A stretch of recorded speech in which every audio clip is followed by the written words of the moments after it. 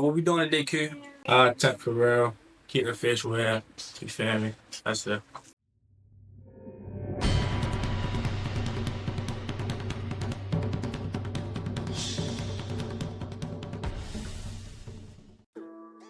Yo, YouTube. I just want to start this video by saying that I'm thankful and appreciative of everybody who's been here since day one, even within my new subscribers. So without further ado, let's lock right in. I'll start by combing my client's hair because a prepped head is always the best hair to cut. Whether you picking, brushing, or combing, always remember that. Y'all go on my Oster Octanes. They are detachables. I'm taking this bulk down to a 1.5. Normally he wanted lower than that, but to ensure that I'm helping you guys learn a lot from this video, I didn't shave the bulk all the way down. I wanted to keep it to a 1.5. Normally I would take it down to a 1, but that's not the case for this video. So, you know, I want you guys to be able to learn from this video and take just something that you learn from this video. It might not be everything, but just something, you know. As you can see, I'm shaving the entire head down and everything is coming down to one length. Like I said, if you don't own a pair of detachables, be sure to go get you some. You know, I feel like it give a more cleaner, smoother cut, you know. As you can see, I even hit at his hairline, you know. Yeah, I'm taking my Low Pro FX1s and I'm just creating me a guideline to ensure that I'm giving him a high taper. I want to start at the bottom of this vertical bar and then lead towards the, you know, just the crease of his ear. Yeah, I'm taking my Andes Black Label Masters. I'm just going level open, up a finger's width. Then I'm dropping it halfway closed, just going up a half of a finger's width. Just trying to create some transition, some blur. And I'm going level all the way closed, hitting at that line just to knock it out, you know.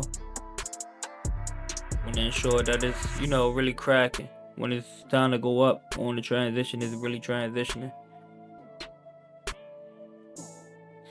Yeah, I'm taking my Zero Guard, which is a 1/16. I love the Zero Guard that's on the, it's really a 0.5, but they label it 0. I love the Zero Guard that came in the box with these because it's not super close, but it reminds me of a gap between the 0.5 and the 1, you know, without it being open or closed, you know. That's looking good. Just the transition alone without me knocking out that line or everything is looking dope. Now I'm going in with my number 1. I'm just ensuring that, you know, it's taking the bulk off that I need without taking too much of the bulk off. I'm level all the way open with it. That looks good. Coming together, as you can see, some transition coming together. Level all the way closed. You know, just detailing, just hitting within my 2 teeth. Yeah, I'm going in my Style Crafts. I'm going in with a 1.5, simply because the Black Label Andes don't come with a 1.5, or when I purchased the Purple Guards, that it didn't come with a 1.5. It's crazy. I'm taking my Style Crafts and, you know, just getting this guideline pretty close.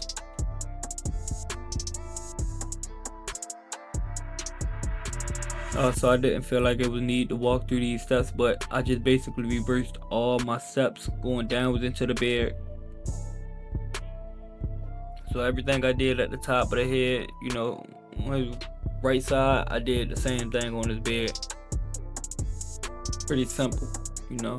You don't want to go too low with it, but you don't want to stay too high. You want to give it a nice transition. I told him I was finna cut his beard off and he said no. As you can see, that transition is coming together. Blurry. Oh, it looks good. Yeah, I'm going on with my back neck taper. Because these things are not hitters, I'm able to turn my trimmer around and hit them at the neck area where it don't irritate them or hurt them or cut them. super light on my hands, so that's another thing too. As you can see, I'm taking my black labels, I'm going level all the way open, just going up a half of a finger's width, not too high, but I'm not staying too short, you know. And these things, the way these chop through hair and just give you a nice transition, I love them.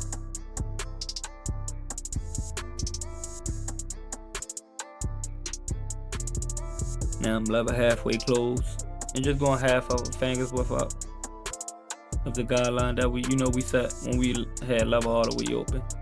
And now I'm closing it completely. That looks good. Just trying to knock out that guideline that we created. Yeah, I'm taking my 0.5, my 0 guard, 1/16, whatever you want to call it. It's the smallest guard that I have for these clippers. I'm going up a half of a finger's width. And as you can see, it's taking a lot of the hair off. It's crunching, and I can hear the sound within the clipper as it's chopping through hair. Now I'm going level halfway close.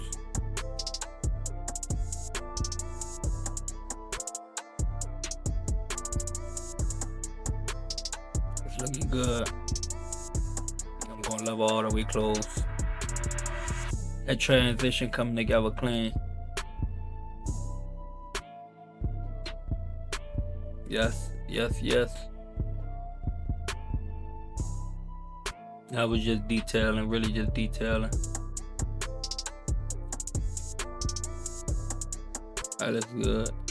Took my guard off just so I could detail up a little bit, because I just didn't like how the transition was looking too much. So I'm just detailing. I got a problem with that, and I hope y'all make it a problem for y'all within yourselves too, to just make sure that you overly detailing. There's never nothing wrong with overly detailing. So going in with a number 1 level all the way open. As you can see, that as the higher I get, it's still going to be bulky. So remind you, we shaved it down with a 1.5, so we could go against the grain with a 1.5 open without doing too much. As you can see, this transition is coming together clean. It's clean. I did not clean my lenses off when I went to make this video, so it might be a tiny bit blurry at some areas in this video, because the autofocus will not detect any object to focus on. As you can see, I just used my 1 guard. And I'm just going back in with my 0 guard, and just doing a little bit of detailing. I ain't doing nothing too crazy. Taking my 1.5 now, just taking away the bulk. As you can see, you see a guideline right over top of the 1. So I'm just trying to take that out with this 1.5 and just create some transition. It's looking good. That's looking real good. And always remember, guys, please remember that the more hair you take off, the more hair you won't be able to use. So try to inch off the hair, so if you do mess up, or if you do create a guideline that you can't get out, that you still have hair that you can work with. Always remember that, because it's going to always take 2 weeks tops for the hair to grow back, versus you getting it right by inching off the hair within the time frame that you're cutting the hair. Also, guys, you know that this is my side where I preach to you guys and rap to y'all about like daily life things and barbering, just in the industry. I feel like my channel is progressing. 1 minute is progressing overly fast, and 1 minute is moving slow. I'm still trying to figure out the algorithm within myself, but I hope that the guys that do watch my channel see something great within it. Just spread the love, positivity. If you enjoy my videos, there's nothing wrong with commenting, letting me know that you are watching. I love to see people watching, and I love to interact with my with my supporters, my clients, my fans, whatever you want to call it, my family. I just want to see you guys. Like, I know I got a lot of guys returning guys that watch my videos. But drop a comment, you know, get yourself active in the comments. Let me know who you are, and I would love to watch your channel. Whether you cut hair, dance, whatever you do in that nature. You might paint, you might be an artist, you know, just I want to be able to know my supporters and, you know, grow an alliance with them. Maybe not more so an alliance, but I want to be able to, you know that, oh, this my client, this the one that does this, or this the one that's here, or, you know, maybe we can connect in some way. So please be mindful that I do check comments. Yes, I do. Whether I can be 100,000 subs with 10K comments, I will always check the comments. You know, and like I said, I'm not doing this to have a big name in it. I just want to be able to give the generation under me, and what I mean by the generation under me is new barbers. You could be 50 years old, you're still a generation under me, simply because you haven't been cutting for as long as I have. So age don't make it where though you're not, you know, you're not the older guy, or, you know, just the younger guy. The time that you spend barbering and learning how to cut hair and, you know, just things in that nature, in my opinion, makes you either an older barber or a younger barber, you know. So take heed of that, because you can be 50 years old and you just starting off cutting now, and you cutting how today's generation like their haircut. Of course you will be considered an old head, but you're a younger barber in my eyes, you know. Here I'm taking my gold FX ones. Also, these things are shredders, these hidden. I modify my blade myself, and, you know, after I prep the skin, I'm barely touching them. I'm just hitting at the skin, as you can see. As you can see, these things are like they move like butter. Like, I want to drop a tutorial on how to, you know, get your trimmers to hit like this. Me personally, I don't think it's really a motor thing. I just really think that is just how you said it. Like I said, like, I done use many trimmers and everything. I just can't get over the heat that Babbless always been for me. I came from Babbless, you know, this is what I came from. So this always gonna be a trimmer in my hand, Babbless, especially the gold FXs. These things are hitters, as you can see, cleaning up his neck area, no irritation, no redness. Blade super sharp, I apologize. And as you can see, I'm just tapping. I'm not doing too much, just tapping. No irritation, no redness, no cutting. That's looking good. Like, I want to be able to drop a video, you know, because I get a lot of people asking me, like, yo, how you get your trimmers to hit like that, or what blade are you using, what's your favorite? And, you know, just take notes of that. Like, standard blades are my favorite. I don't like deep tooth, and I don't like wedge blades. I feel like the wedge is too sharp, and I feel like the deep tooth it just don't hit like as much as a standard blade. Like, a standard blade built on these Babbless was it, you know. And until somebody can give me a deep tooth blade that says different about the standard, then we can rock off like that. Here I'm going vertical bar to vertical bar, reference point A to reference point B, and then I'm going to connect it with C. As you can see, my camera is a tiny bit blurry, but that's because I did not sync the camera and wipe my lens. So the autofocus here is not going to be as strong as it should, which I should have checked before I even started lining them up, you know. I apologize, guys, for that, but you know, you pretty much can still see that I didn't dig into his corners. I stayed away from his corners because I did not want to push his hairline even back some more. I'd rather them corners meet me rather than I meet the corners. Here I'm going in with my waterproof enhancements, just ensuring that I get a nice amount. I enhanced the beard already because I feel like the beard is pretty much your preference on how you will enhance a client's beard. So that's why I did not walk over that.